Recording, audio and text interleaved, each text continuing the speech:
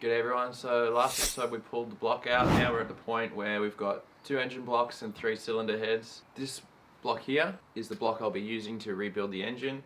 Now how it sits now is exactly how I picked it up, so I'm going to show you how that looks, and then I'm going to take certain things off it, and then I'm going to be pulling certain things off that engine, picking the best of both worlds, and then that'll be what goes back in the car. Full disclaimer here, I'm not a mechanic, I'm a carpenter, and even if I was a mechanic that wouldn't make me an engine builder either, so I will be getting this professionally done. I'm going to film what I can there. So for now, I'm just going to walk around these engines, show you where things sit before we pull them off and forget where they go, and then after that we'll just start tearing them down, and we'll go into more depth with the timing covers and the gears and all the things like that.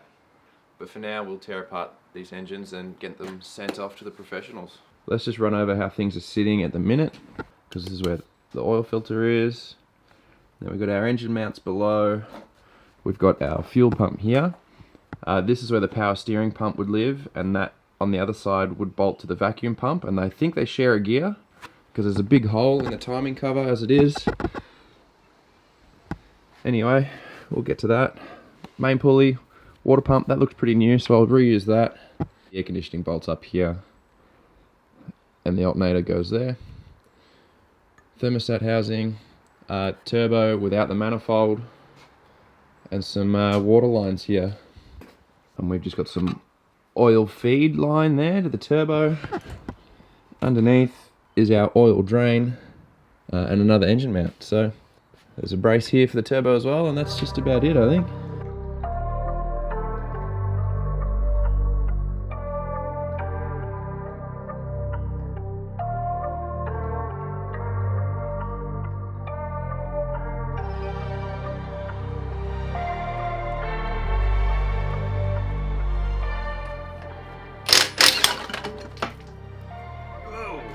I was not expecting that.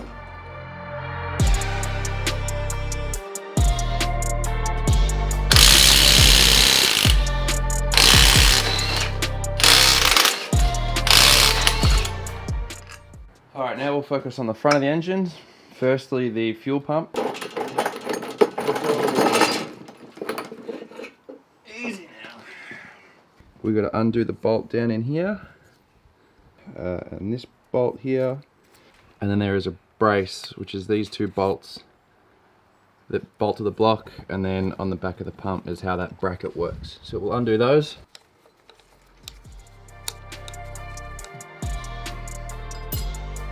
Alright, before I undo this bracket at the back, I'm going to take the front timing cover off, because there's a big gear inside here, and that gear needs to come out, I'm pretty sure. Anyway, we'll open it up, have a look, and then we'll decide.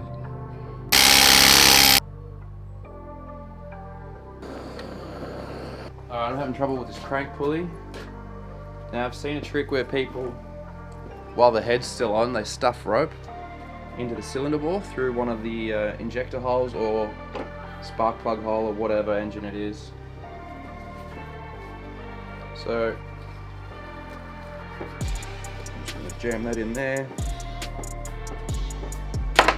I'll put the cylinder head back on, and then maybe that'll help.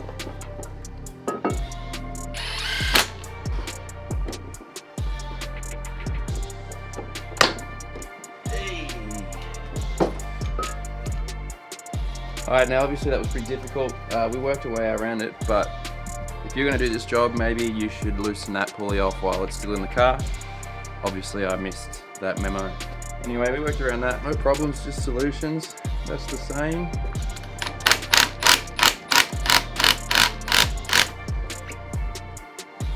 Now there's a keyway in here, and I have seen these keyways wear out, especially on the crank, so that's one thing to look out for.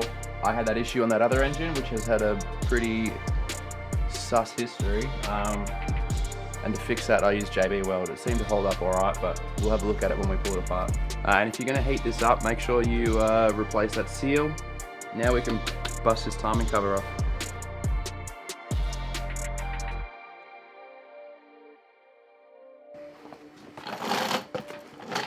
Grab yourself something to catch the oil.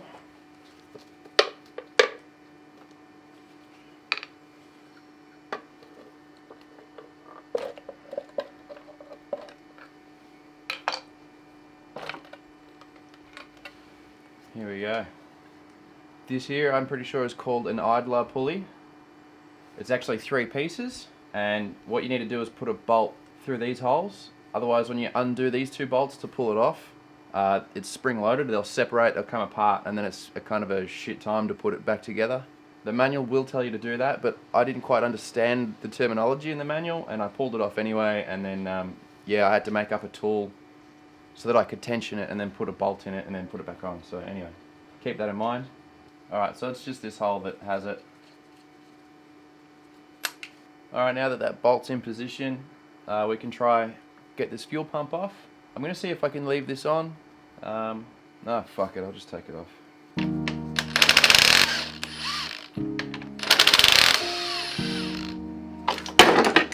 Fuck, there you go. Another thing to note is that little dimple was facing down. Right, I just had a quick look at my book here, and it seems as if they've been able to pull the pulley off the injector pump without removing the idler pulley, just so you know.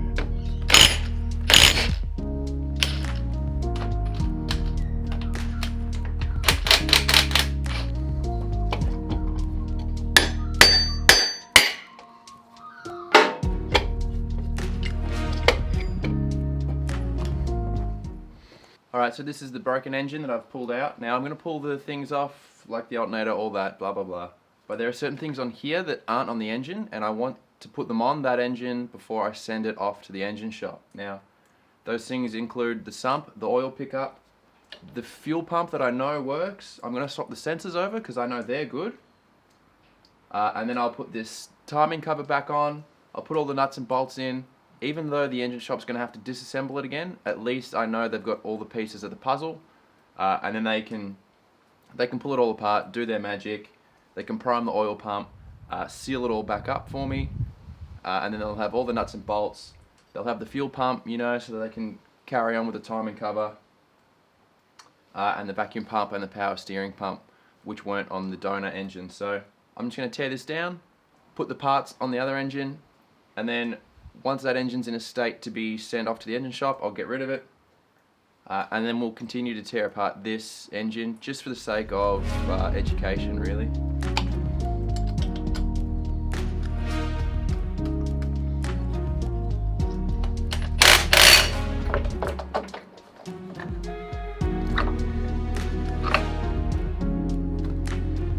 Here's our vacuum pump. You can see they fit inside each other, and there's an O-ring there. We'll leave that behind so the engine shop can replace that. Now it's just the same as the last time. I won't show you that, and I'll come back when I get this sump of the engine.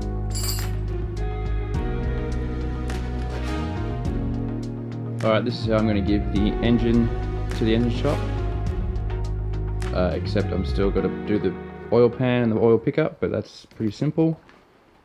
I've put the fuel pump on it that I want. I've put the power steering and the vacuum back on it and the main crank pulley. The reason I did that is because there are seals. There's a front main seal that seals against this pulley, 2 O-rings in here basically, and a seal on this. So if I give it to the engine shop like that, there is no reason why they can't give it back to me like that with new seals, with everything buttoned up. And that way nothing's going to get missed. I'll just get them to do everything. But yeah, I'll give them a whole package, and hopefully they give me back a rebuilt engine.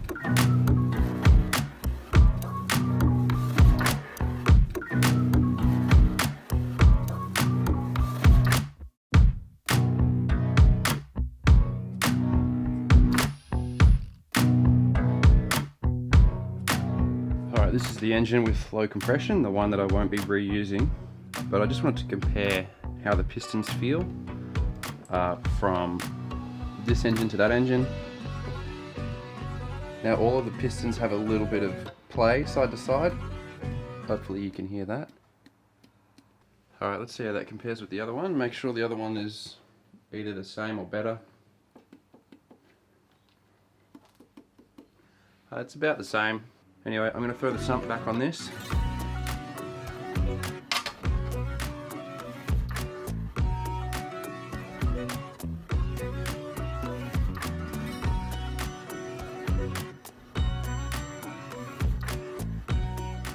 Alright, that's the engine I'm sending to the engine shop.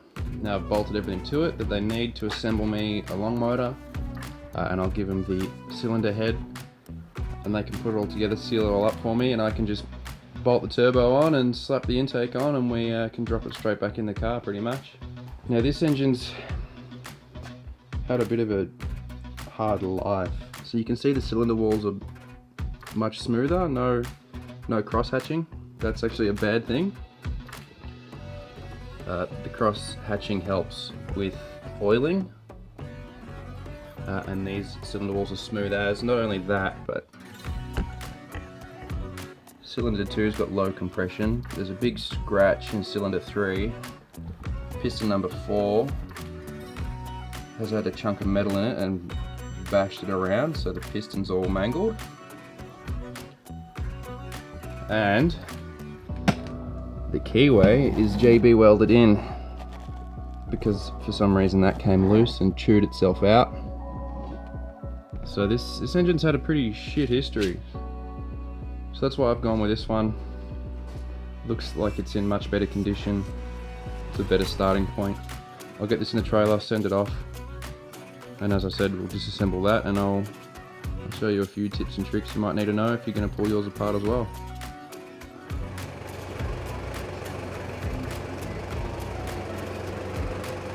But I forgot to mention, I'm going to leave the shitty old sensors in the block until it comes back from the engine shop, and then I'll put the good ones in just in case they damage them. So a bit of an insurance policy there. Just smart things like that might get you out of trouble.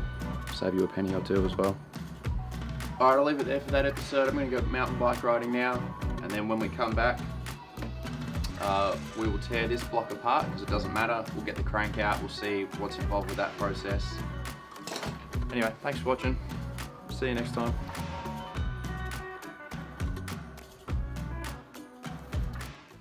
Alright, I've got some explaining to do. I've got enough parts here to rebuild an engine.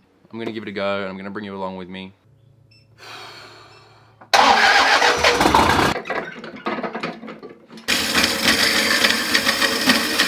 So we can open this up.